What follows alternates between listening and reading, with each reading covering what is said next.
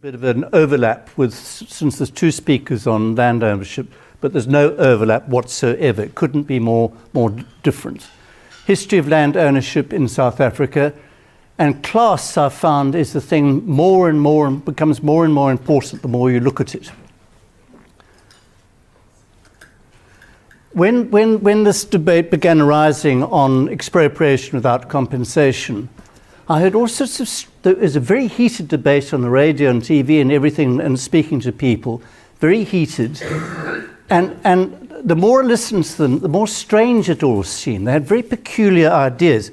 For example, you'd have somebody going on and on about land is the big issue and we must give back the dignity of their land and so forth and so forth. And you say to those people, right, what land do you want to take, from whom, and who do you want to give it to, and under what conditions? And then they started mumbling and couldn't give you a straight answer.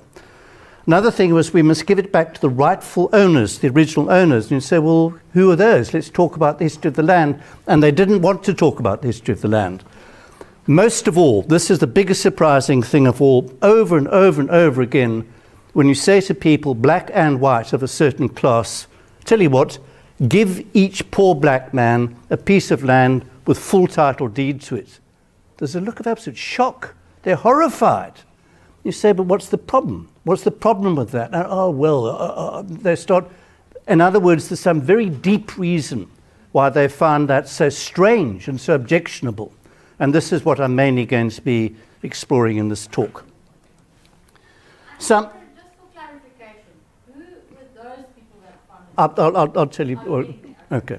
I've got quite a long thing, so I better just get a move on. Some thinkers on land ownership through history, I'm going to start from the present and going back in time. Present, we've got right now Julius Malema and King Goodwill. In the 20th century, we had Lenin and Margaret Thatcher. Oh, come on, man. So what's happening now?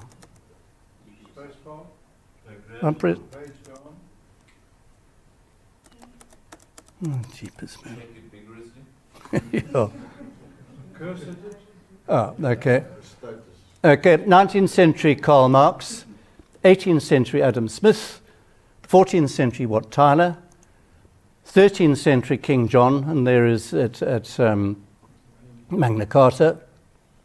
And going back, I'm not quite sure when these developed their present property system, property ownership and so forth, probably 1,000 centuries ago, but I'm not quite sure.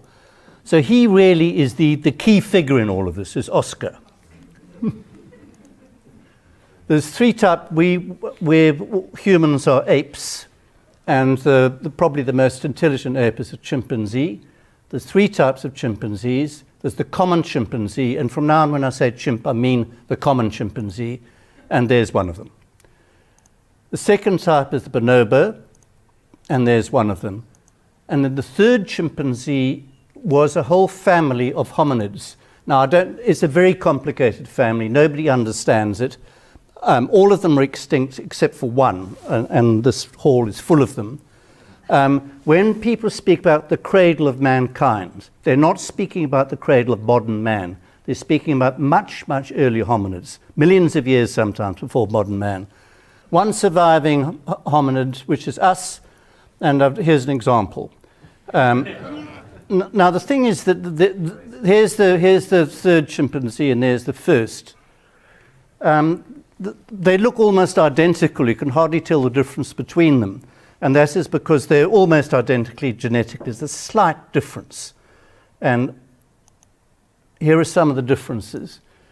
They're the closest animals to us. That's why I say studying what their attitudes are gives us deep insights into our own. Certain differences. A chimp is very much more powerful than a man. No, a chimpanzee can take on probably the whole rugby team on his own. They eat fruit, vegetables and meat. They're big meat eaters. They hunt, kill and eat monkeys. Humans have got smaller guts, smaller jaws, weaker bodies and bigger brains. And humans use cooking as a sort of pre-digestion, so they don't have to have such a long gut. We're bipedal. We've adapted to living on the grounds. Funnily enough, one physical attribute that we've got over animals, we're very good at long-distance running, which is very telling. Must tell you something about our evolution. But we can't climb anymore because our arms are just too puny. Chimps, we're probably the second most aggressive ape of all time, and chimps are the most aggressive. A higher proportion of chimps than humans die in wars. Their wars are absolutely ferocious, as you'll see. They're very dangerous animals. Both of us are highly territorial. We fight wars over land. Important differences in our attitudes towards land, which are significant, and towards leadership, and most of all towards class. Just as a prologue, before I get on to the main theme, some of the debate, who were the original South Africans? This is where I was brought up. This is Pierre's Cave in Fishhoek. I don't know if people have been there. In the Fishhoek Valley, there's a hill. On top of the hill, there's a rocky outcrop. And in the rocky outcrop is Pierre's Cave there. Modern humans have been living there for at least 100,000 years. Just getting some names right. This is why there's such confusion in South Africa about population groups and so forth. I'm going to give you the correct names now. African, meaning some type of South African, is nonsense. All humans are Africans. We all evolved in East Africa. So all humans on Earth are African. So if you want to classify yourself under the Employment Equity Act, just put down African. It's scientifically accurate. And they can't define any of the other terms. The best name for the original inhabitants is Bushman. That is the correct name. San is a racist insult. It was first used by the Khoi Khoi. By the way, Khoi Khoi is a good name. It means it's what they call themselves, men of men or leaders of men, something like that. They use this term San as an insult against the Bushmen who they look down on. Apparently San is pretty well the same as nigger in the US, and it's much worse than kafir in South Africa. It was adopted by politically correct white academics. They thought Bushman is a bit too sort of earthy, a bit too simple. They wanted something more scientific, more anthropological, so they picked up San, not knowing what it meant. The Bushmen, they didn't have a name for themselves, and this is very telling, because they didn't know anybody else. It was just them for thousands and thousands of years. They never saw anybody else, so they had no reason to give themselves a name. The first whites, I think, called them Bushmen, and apparently they're quite happy with that now. Most important of all, when people speak about Africans in South Africa, what they mean is Bantu. Bantu is a correct name, it's scientific, it's honourable, it's respectful, it's used throughout Black Africa. And the fact that we don't use it is a political fault in our case. This is the correct term, we must go back to it. It means human. It's used by black men admiringly all over Africa. And I say the Bantu are probably the most important humans on Earth biologically. They've got enormous genetic variety. They're terribly rich in biologically. This is the time each race has lived in South Africa. Bushmen we don't know, but this is centuries. It's at least 1,000 centuries, at least. Khoi Khoi, probably a little bit over 20 centuries. They were next, they came a long time later. The Bantu came from the north, originally from West Africa, and came into what is now South Africa about 500 AD, something like that. The whites have been here about 4 centuries, Indians a little bit more than 1 century. So how do you decide who should own land in South Africa? If you say, well, the original inhabitants should own it. In that case, only Bushmen are allowed to own land in South Africa, so you test everybody's DNA. If they've got a bit of Bushman genes in them, they're allowed to own a bit of land, otherwise not. Or do you say, well, let's forget about the Bushmen and the Khoi Khoi, and let's just say who got to which part of South Africa first. Well, in that case, only the Bantu are allowed to own in the east and the north, and only whites are allowed to own in the Western Cape. They got there before the Bantu. Or maybe you should use some complicated formula The area or value of land, your land equals this formula here. K is some constant. This is a fraction of each race in your DNA, some racial weighting, the length of time you've lived there. And you know all of this is absolutely absurd.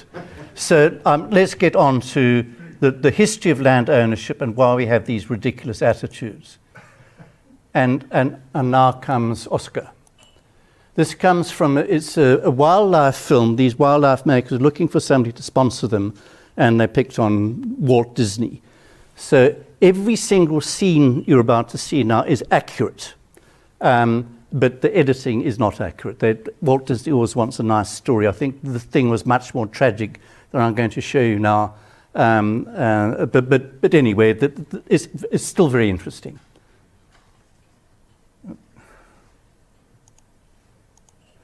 And here are the characters. Oscar, who's the star, is the baby chimp. His mother's called Isha. Freddie is the leader of his troop, or you could call it a troop or a tribe or a nation.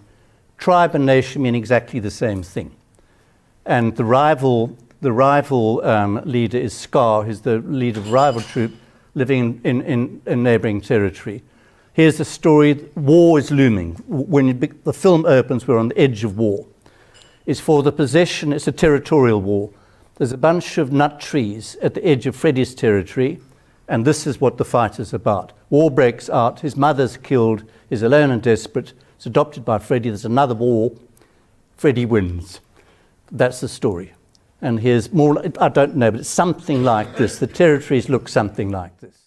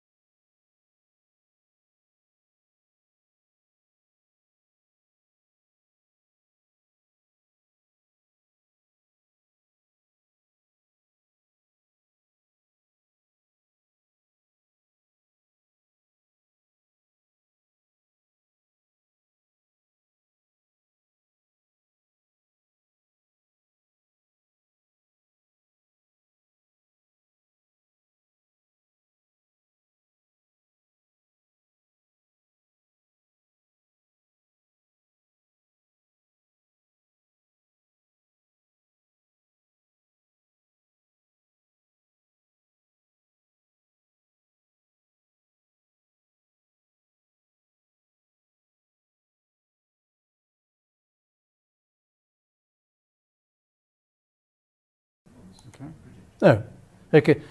But there's some differences in social attitudes. Their leaders, both chimps and humans, have single leaders, always male in chimps, usually male in humans, who control society. But the big difference is chimps know how to get rid of a bad leader. Hitler would be kicked out of a chimp society. They'd replace him. And he thinks it's quite easy because a leader's just one man, so two of them can gang up against him. So why can't humans do that? I don't know. I've never understood how power works in human societies, how a Hitler or a Stalin can take over. I don't understand that. Anyway, chimps doesn't apply with chimps. But here's the biggest thing of all. They've got leaders, but they've got no notion of a ruling class. It seems no animals, apart from humans, even have ruling families.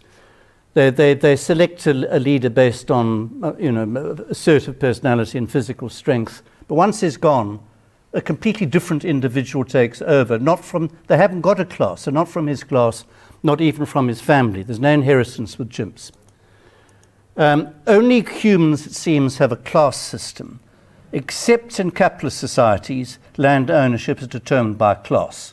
Only certain classes are allowed to own land. And the only society where that's not true is a capitalist society. The lower classes were landless, had to rent land to work, etc., etc. And this is very, very important in understanding attitudes towards land ownership in South Africa today. In all primitive societies, everywhere on earth, land was owned by tribes or nations or whatever you want to call them. A troop controlled the tribe, a chief controlled the tribe. In effect, the chiefs owned the land. That's what it really amounted to. By the way, just a little thing, slavery was a feature of all human civilizations and all continents. All of our forebears now were either slaves or slave owners, or usually both. In the Atlantic slave trade, the two groups of slave masters, one was white and the other was black.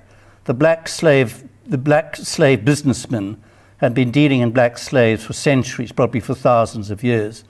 When the Europeans came along, expanded their business, offering to buy slaves off them to take to North America, they delighted. Good business between the two of them. Both made good profits.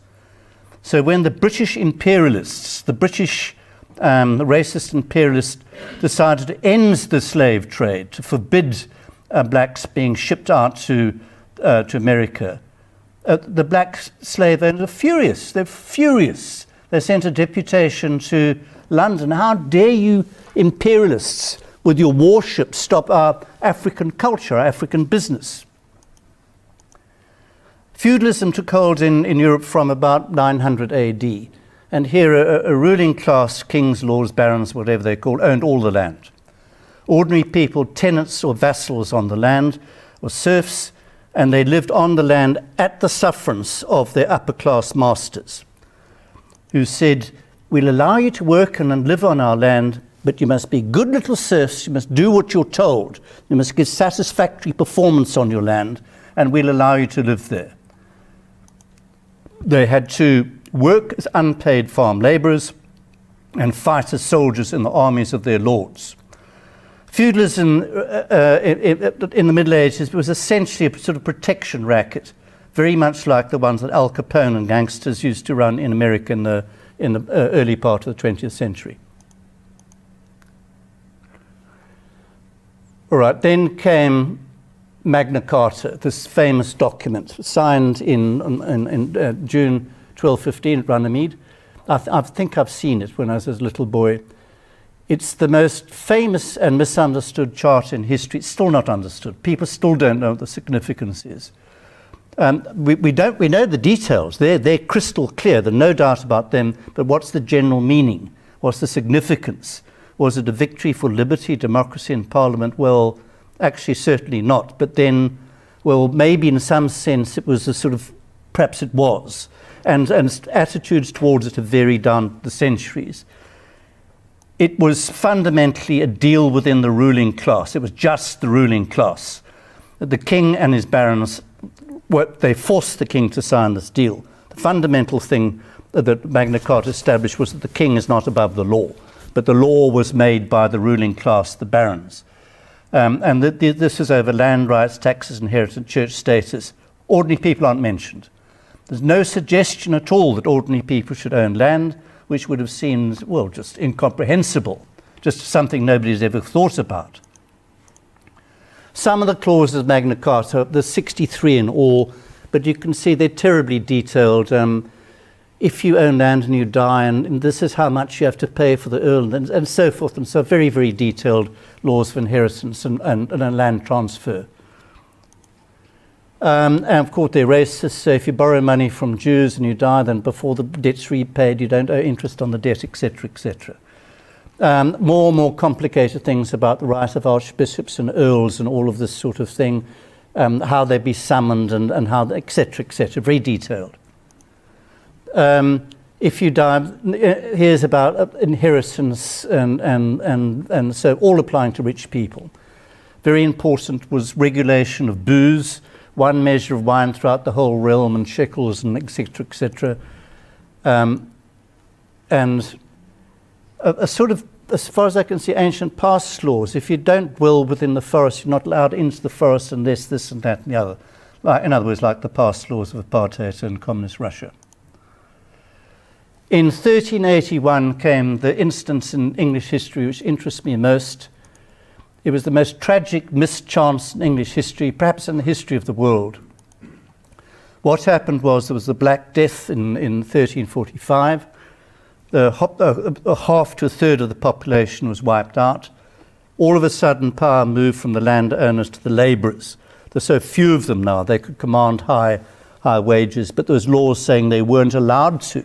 It was against the law to get a high salary or to give a high salary. The stupid, ruinous 100 Years' War was draining the economy. This is between England and France. And there was a poll tax, a ridiculous measure too.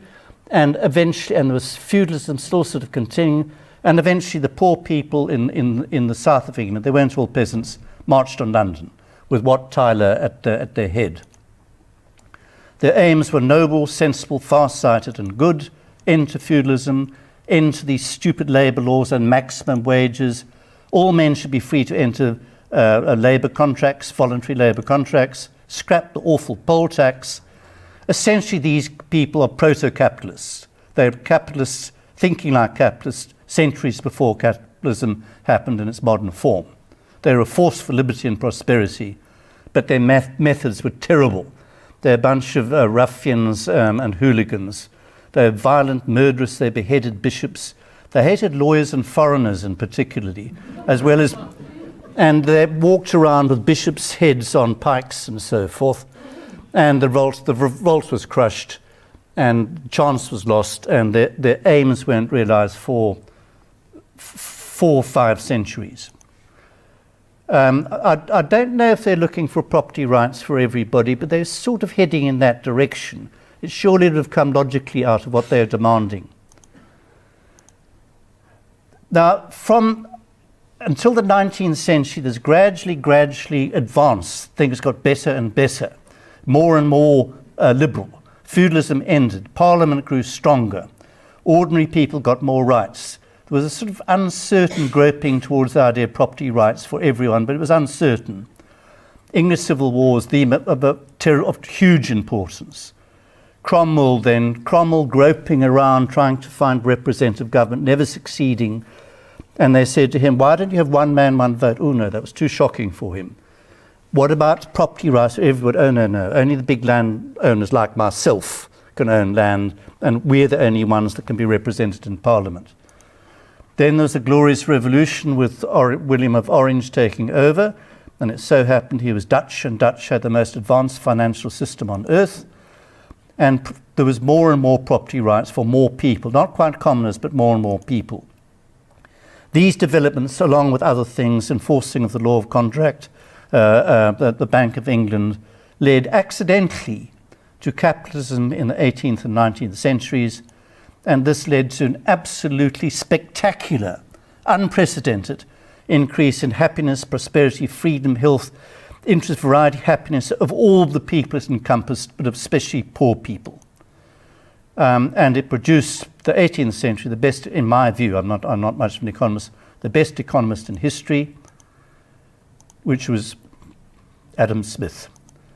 And he announced, I think he said what everybody actually knew all the time and still know, but hate to admit, that in a free society, a free liberal society, free men acting entirely in their own self-interest, what we call greedily, selfishly, can't do otherwise than improve the lot of everybody else. And this is sort of absolutely true by all experience. It's the ultimate utilitarian argument. Never mind your motives, what are the results?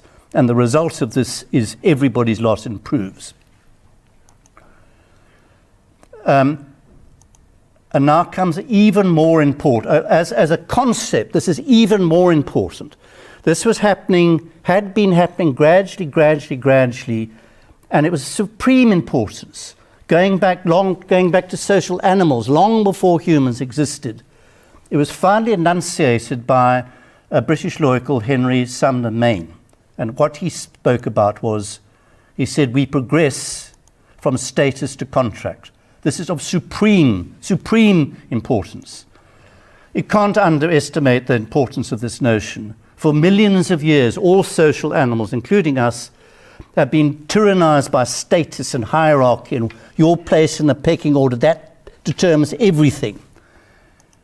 Your position in society, your chance of mating, your chance of eating first, whom you obey, who obeys you, who you work for, and who works for you is determined entirely by status. And if you watch social animals, including the dogs in your household, you'll see hierarchy is probably their number one concern. Who works for whom? Under status, you work for me because I've got a higher status than you. I'm an earl and you're a serf, so you work for me. Under contract, I work for you because we've agreed on a contract between the two of us. In other words, it's money, not status. Who may own land? Under status, only the upper classes are allowed to own land. Under contract, anyone can own land if they can pay for it. And then came the reaction. And this is the greatest reactionary in human history. This man did more than anybody else to push history back, to go back to the dark past. He was the only interesting Marxist, I think. The only one is fun to read, is a good read, is interesting. And by the way, people say, was he a Marxist? Well, I think it's a silly question. I mean, it depends on definitions and so forth. He was an original thinker with a great turn of phrase. He would have been a wonderful copywriter. I'm sure, Coca-Cola would have snapped him up. Great turn of phrase. He had some very good ideas and some utter rubbish. Some of his diagnosis of history was very accurate. And all of his prognosis, all what should be done, was complete nonsense. He was the supreme reactionary of all time. He wanted to reverse all of the progress made by democracy and capitalism over centuries and revert to feudalism. He wanted to end contract and go back to status. I'm going to show you examples where he spells this out. And of course, he was a roaring snob. He looked down his nose at working class people and set the pattern for all his followers all of his followers until now. Marxists are roaring snobs, and the universities are full of them. Why? Because university tends to be very snobbish. Here's the Communist Manifesto is an absolutely fascinating document. And if you haven't read it, you really must. I wish I could read German, but in English, here are some extracts of supreme importance. The bourgeoisie, by which he means capitalists, during its rule of scarce 100 years, has created more massive, more colossal productive forces than all preceding generations together. Absolutely true. Absolutely true. He's spinning that out better than Adam Smith. Here's the key thing. The bourgeoisie, whenever it's got the upper hand, has put an end to all feudal, patriarchal, idyllic relations, pitilessly torn aside the motley feudal ties that bound man to his natural superiors, and has left remaining no other nexus between man and man than naked self-interest and callous cash payment. In other words, money is taken over from status, which I think is a wonderful thing, and he hated it. Okay, and then he says this is the whole Marxist wish: abolition of private property, absolutely central to Marxism. So he admits the spectacular productivity of capitalism, the fact that it's smashed feudalism, broken down natural superiors, but he's also sort of horrified by it at the same time. And I think when you see these sentences from him, I think you're looking deep into his soul. I think actually he liked the idea of natural superiors, and he didn't like that type of natural superior. What he really wants to do is replace one type of natural superior with another. And that is exactly what his main disciple did in Russia in 1917. He replaced the barons with the Communist Party. So in February 1917, there was a genuine revolution, a popular revolution in Russia because of World War I, which caused terrible hardships. And Kerensky was in power, and he's rather feeble. I mean, it was a feeble, dithering sort of a government.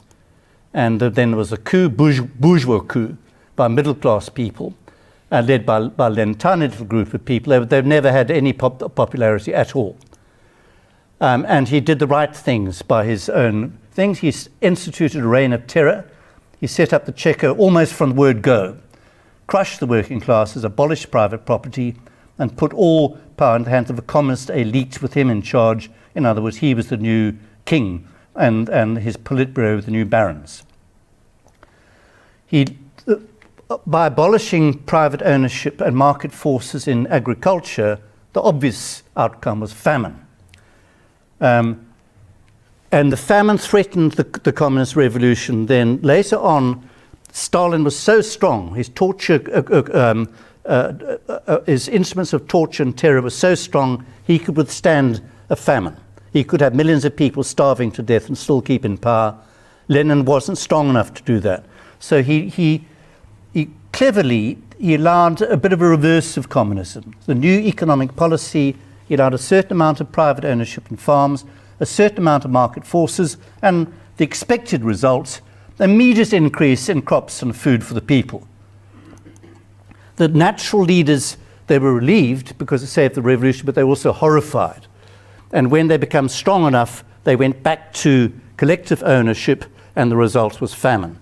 But the key thing is, these people, they hated the idea of ordinary people owning land so much so that they were prepared to have famine instead. This is how deep their hatred was of ordinary people owning land. And then my hero, I was in England when she came to power. I would have voted for her every time. And just to say, I don't know if anyone's lived in England as I have, that is dominated, ridden by a class to an unbelievable extent. I got promoted to some sort of manager, and the reason I got promoted was because I didn't have a Lancashire accent. That's the only reason. And therefore they considered me of a superior class. The ruling classes, this is maybe an exaggeration. They send their children to private schools, studied Oxford and Cambridge, usually in arts and economics. They read The Guardian, they watch BBC, they vote Labour or Lib Dem, and they feel they should own property, but the workers should not own property. They feel this, I felt it very strongly in England. The feeling was, well, we, the superior class, all right for us to own houses and land and have nice houses out in the countryside, but really the workers, they're not really fit for that. So what they should do is they should rent flats from the council and be jolly grateful to their superiors for that. Thank you, boss. Thatcher, coming from not working class origin, but fairly lowly origin, became Prime Minister, and one of her first moves was to give property rights to the workers, allow them to buy council flats. And the upper classes were horrified. They've never forgiven her for this.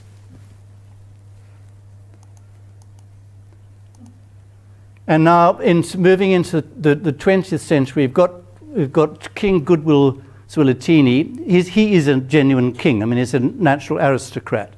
And he believes that he owns much of the land through this trust. There's some sort of deal before, as apartheid was ending.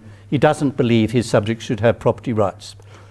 And Julius Malema, very logically, being a Marxist, agrees with him completely. He agrees completely, based on his Marxist sympathy. Ordinary people should not be allowed to own land. He's not an aristocrat by birth, but he belongs to a big group of upper-class Africans throughout Africa who believe that they naturally belong to ruling class and upper class, and they should be able to own land, but not the workers, not the poor people. And it's spelt out very, very clearly in the manifesto. This is, all land should be transferred to an ownership and custodian of the state. And by the state, he means the ruling class, the Politburo, the barons, led by himself. In other words, he owns the land.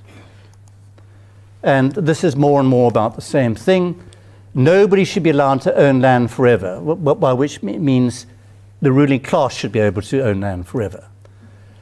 He wants to revert to feudalism, where ordinary people are not allowed to own land. All land must be owned by the state, which means the ruling class, which means about the EFF bourgeois elite.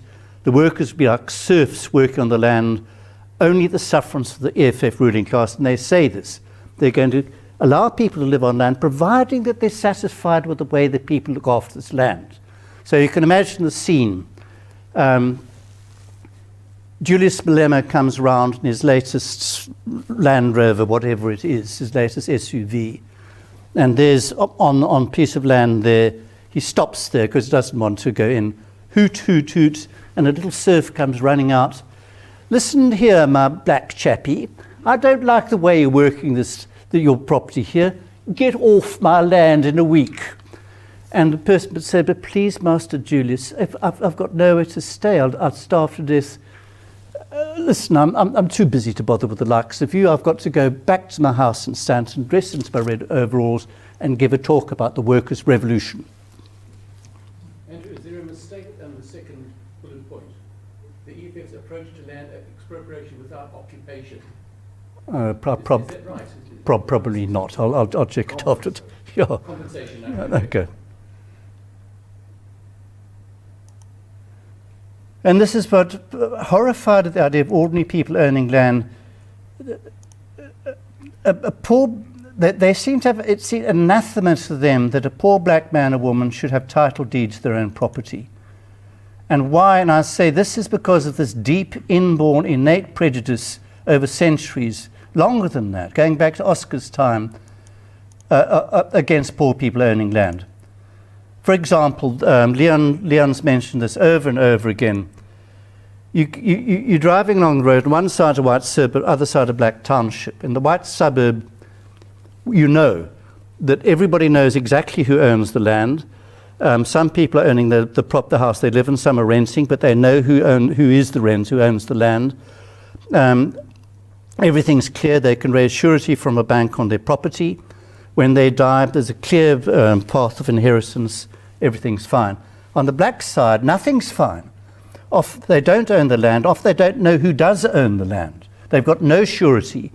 And probably worst of all, when they die, there's no way that who's going to take over the land and their property. And it leads to all sorts of strife and confusion. The ANC's made no attempt, or very little attempt, to give title to poor blacks. This system here was sort of, well, carried on by apartheid.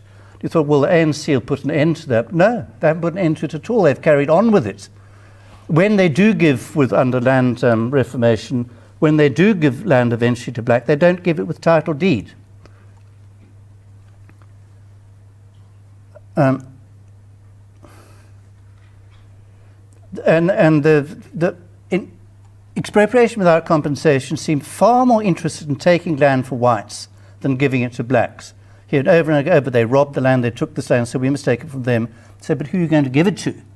And then you don't get an answer. There's an exchange I heard on the radio many years ago between Terry Bill, who's a big socialist and wears a linen cap to show what a working class hero he is, in some sort of radio debate with Leon Lowe. And they're speaking about land and property. And Leon said, well, there's a simple answer. You just give every black who doesn't own land, give them a piece of property with full title deed. And you could see Terry Bill was gaping with horror. He couldn't give an answer. But what's the problem, Terry? Well, he just was too horrified even to think about it. 5 minutes. Yeah, okay, sorry. I spoke to a colleague at UCT, very clever, sympathetic, liberal, maths degree and everything. And I said to him, the same thing, here's the answer. You just give poor blacks a land with title deed. He said, oh no, you can't do that. You can't. And I said, well, why can't you do that? He said, oh no, that'll never work. And the feeling is because they're a bit too stupid to be able to manage land on their own. One of the things these stupid blacks might do, they might sell it the next day to a white man. God, can you imagine the horror of that? Okay, my last little section, I must hurry up now. Here's the question about class that gets asked over and over again. Since independence in black Africa, in most countries, not all, most countries, what you happen is a rapacious sort of black upper class that absolutely screws the black lower classes. They voted into power once, then they rob, cheat, exploit, and lie to their lower class subjects who accept it all meekly. They can see it happening. At election time, they cry, Africa for the Africans, down with the white imperialists. And then the people listening to them, next moment they see them driving European cars, dressing like English lords, sending their children to private schools in Europe with white teachers. When they want medical treatment, they go overseas for white doctors. And the poor blacks, they watch all of this, and they don't seem to do anything about it, as if they just accept it as being natural. During in South Africa, the People's War, which was directed by upper-class blacks, mainly living overseas, they sent in their thugs and killers to terrorize the black townships. One of the things they did, for example, is they said liberation before education. So some of the poor black school children get caught going to school were necklaced on instructions, vague instructions from London. Meanwhile, Oliver Tambo was sending his own children to private schools in England, where one of them comes back with a posh English accent and speaks on TV. And the blacks seem to accept it. Why are they so meek? Well, here's the question. Well, why are the English Europeans so meek? With very few exceptions, of which the Peasants' Revolt was one, they also meekly accept all of this nonsense from their upper-class rulers. And the difference is, at any time they liked, they could have overthrown them. They had the weapon to do so. They had a far more terrible weapon than any of their lords had. Just look what the English lower classes did to the French upper classes. At Crécy and Agincourt, this was in the dreadful 100 Years' War, and there was other examples, over and over again, a small English army would smash a big English army. A big French army, sorry. At Agincourt is the supreme example. They were heavily outnumbered. They're in the wrong position, and they crushed the French. They probably wiped out French nobility for decades. Mass slaughter of the French nobility by English peasants, English workers. How did they do it? Very simple. That's how they did it. This thing here changed history, the longbow. The longbow was the most terrible weapon of the Middle Ages. It could kill men over hundreds of meters and pierce all but the heaviest armor. And if your armor was so heavy it wouldn't pierce it, then you're like a turtle. You could hardly move anyway. But it needed extreme skill and at least 10 years training. The poor knew how to use this weapon. The rich did not know how to use this weapon. In every village in England, Wales, peasants were trained as little boys in the use of the longbow. And after 10 years, 20 years of training, they were the deadliest soldiers in Europe. The knights, the ruling class, only had horses and swords. They wouldn't have stood a chance against the English, but it never happened. They never rose up against them. Why? Because I said this innate class difference, the same way down the ages that the lower classes defer to the upper classes, feel they're inferior, just like the African lower classes, just like Oscar when he's a lowly chimp. Conclusion, we know exactly how to make the future prosperous for everyone. Liberty, rule of law, capitalism, private property rights.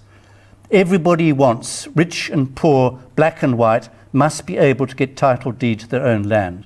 The greatest obstacle to this is innate class prejudice against poor people owning land, and prejudice in both ways. The poor feel inferior and the rich feel, the upper classes feel superior.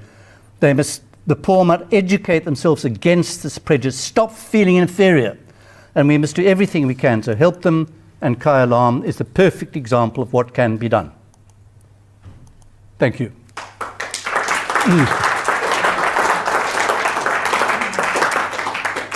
Can it have the light on, please? Can I just make a comment? Yes. I think we should start calling Julius Malema a snob.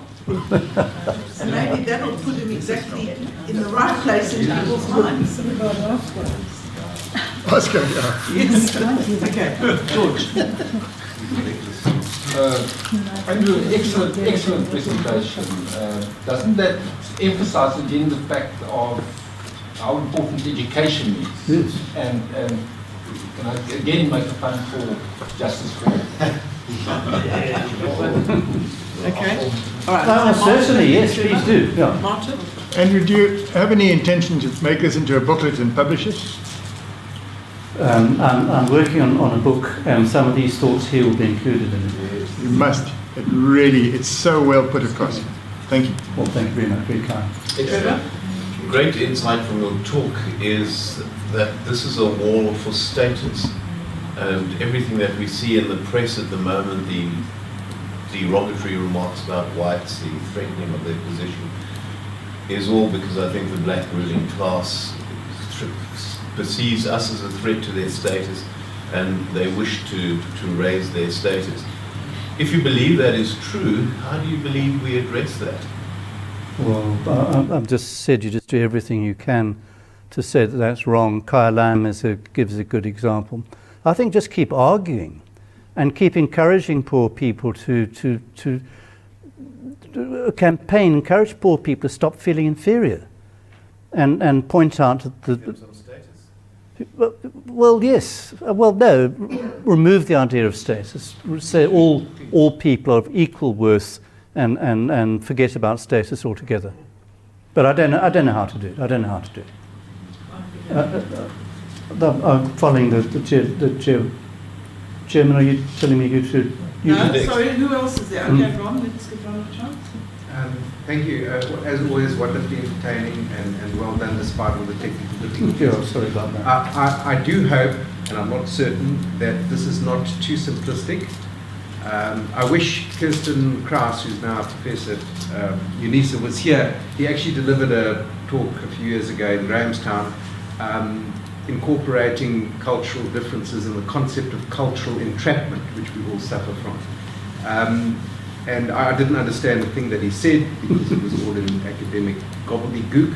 But one part of it that I did get is that there are substantial property rights. They are just very different. A good example is a previous domestic of mine who owned property in one of the Ingwahuma Trust homelands. It was hers because the community knew about it. She built a house there, and it belonged to her children once she had passed away, because everyone knew that it was her house and everyone knew her children.